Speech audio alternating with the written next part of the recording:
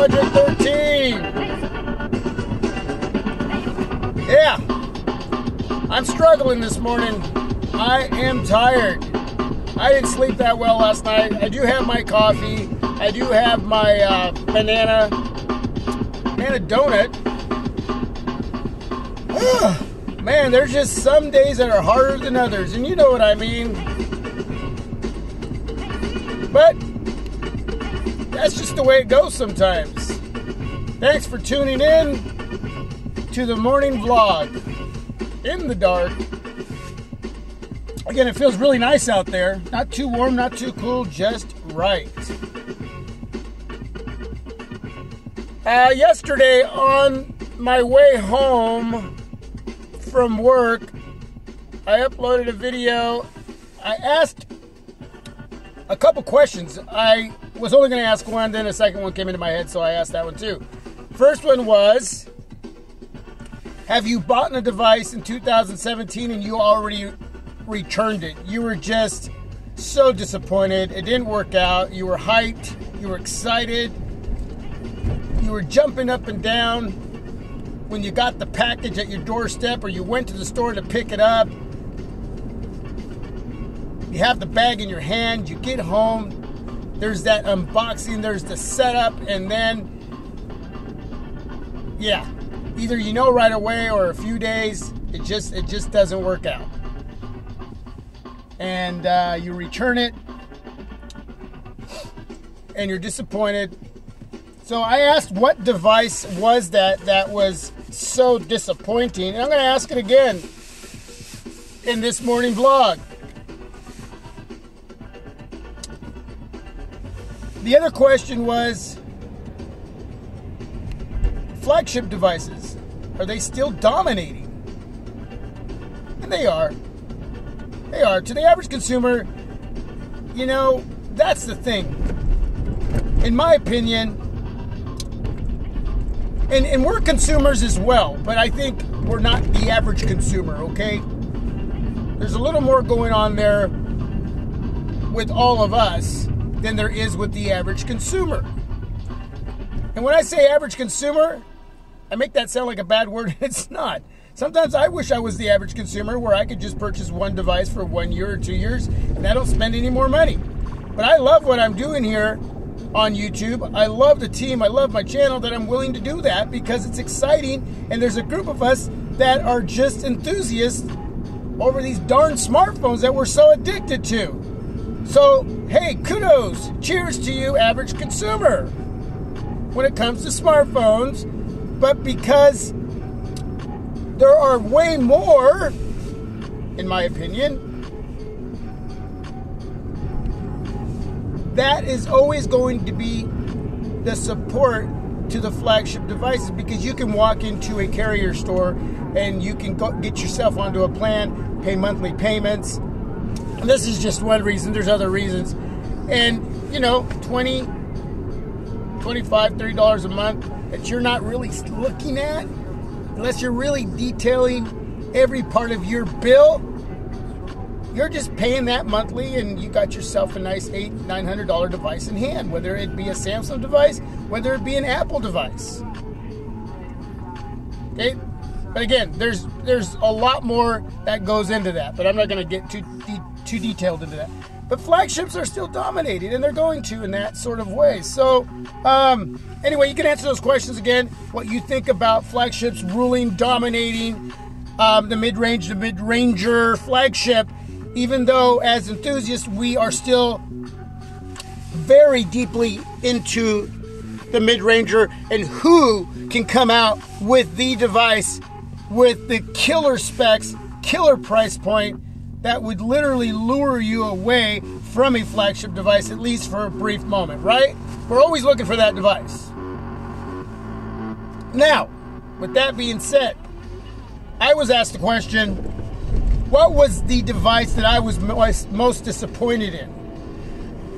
And, you know, I was thinking really hard, and you can go through all the videos that I've put up, and there is a device that I was waiting for, I was excited for, and if another one comes to mind, I'll answer this later, but I haven't come across a device in my mind like the LG G5. I was so hyped. Now, I made a video where I go out to this specific area by the airport where the planes fly overhead, and they're like right there for the grabbing. Just like you could reach up in the sky and grab these planes. They're so low. They're heading for the landing, you know. They're coming in for the landing. And anyway, it's one of my most serene areas out in this field that I do videos every once in a while. You'll see me there maybe a couple times before summer ends.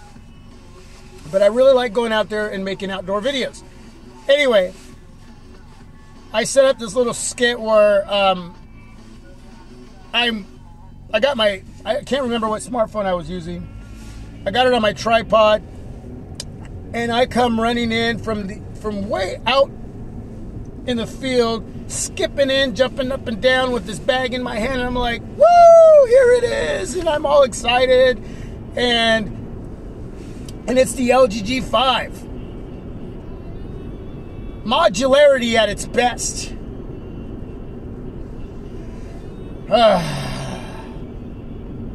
Well, if you've been following me for a while, you know what happened next.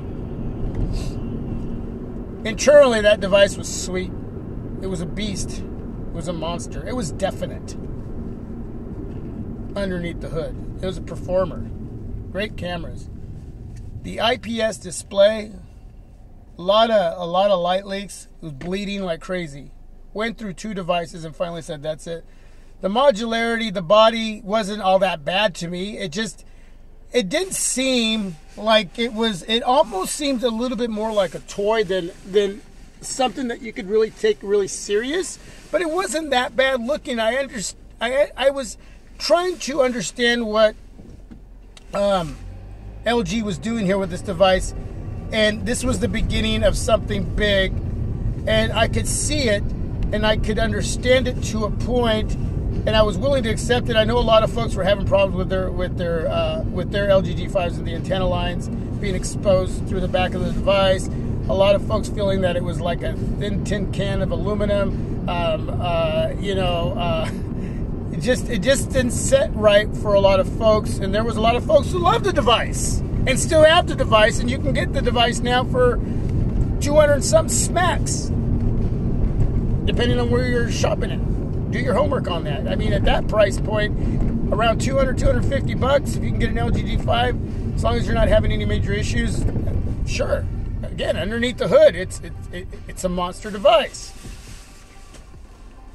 Well, it ended up being a fail for LG as far as the modularity. They went ahead and dropped all that, and we know what the outcome of that was with the G6, right? Woo! Yeah, killer device. But for me, it wasn't so much the body. Again, I was okay with that. I didn't mind it. It was fine with me. I actually liked the look a little bit, but it was that display. And you got a flagship device like that, and I couldn't live with that. It just seemed like they could have done better in that area, and there is better, and they didn't implement that on that specific device. And I ended up returning it, like I said, twice, and ended up with the Samsung Galaxy S7 Edge, which then my wife fell in love with. I ended up selling that S7 Edge to a co-worker from work, and my wife never got over that device till finally we picked her up one. And she has that today as we speak of, and she loves it. Anyway, just wanted to throw that in there. But yeah, I think for the concept of modularity and the display issue that I was going through, and you can go back and watch all those videos if you want, especially that one where I'm running through the field. Oh my gosh, are you kidding me? If I didn't know me and I watched that, I was like, what is that crazy idiot doing? I put so much into that device and was so disappointed. And maybe that doesn't seem like a big deal to you, but to me it is. You know, I work hard for my money just like you do. And whatever it is, the reason why you return a device, you personally alone have to be satisfied. You got to be satisfied. It doesn't matter what the person next to you say, I can live with that. That ain't no big... No, if you aren't happy with it, send it back, get another one, or send it back and go for something else. As long as, there's good reason. Right? For me, that was good enough reason, and I was just disappointed. Well, I'm glad they came out with the G6. They did themselves good by putting some time into that device. And I'm happy with the G6. But anyway, that would be my device. I'll tell you, the feedback that I'm getting on that specific video that I uploaded yesterday with those 2 questions, there's a lot of you that returned the S8. I think overwhelmingly in the feedback, the S8 has been returned by a lot of you. And I got like 33 comments. I haven't responded to one comment. There's a lot of comments there, and I may get back to some of the comments, but I appreciate every comment, and I've read all of them. I kid you not. This morning I finished reading the last one. There's going to be more today, and I'll read them. But there's a lot of that would be a lot of feedback on my part. So I just want to tell you thank you. I've read all of them. Interesting that the S8 is the device that's been returned the most in this video that I've uploaded, and the feedback that I'm reading, that is the device that's gone back the most. And wow, yeah, that's crazy. And there's a lot of random devices in there, and I love it when you leave extensive feedback. I love that. And a lot of you apologize for, oh, sorry, it was too long. No, don't apologize. It's okay. Leave me a paragraph or 2. I like it. I like it. I love great feedback like that. So I appreciate it. So, yeah, unless I come up with something else, that was my device that I returned that just most disappointed in. I think because I put a lot of effort into it as far as the team and the channel. I think that's part of the reason why too. It takes time to make videos. It takes time to do what I do, and you know that for some of you who make videos, who are content creators for your own channel. And when you do that and it doesn't pan out, it doesn't work out, it's very disappointing. So anyway, that's it. Anything you want to talk about outside of what I just talked about, go ahead and leave that down below. Anything. Bring it up. Let's talk about it. Let's chit-chat. Have a great day. Thanks for watching. Thanks for listening. Thanks for being a part of my Project 13. As you know, you are my Project 13. Peace. I am out.